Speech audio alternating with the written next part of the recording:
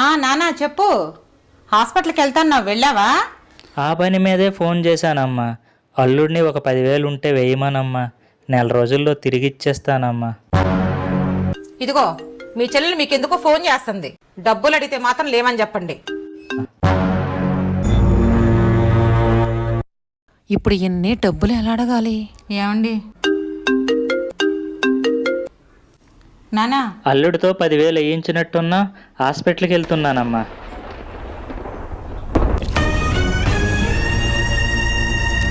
నన్ను క్షమించండి. మీ చెల్లెల విషయంలో చాలా తప్పుగా ప్రవర్తించాను.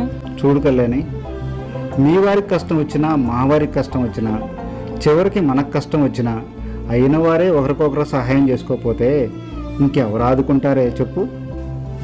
ఏమండి మీ చెల్లెలు వాళ్ళ ఇంటికి వెళ్ళి మనమే డబ్బులు ఇద్దాం పదండి.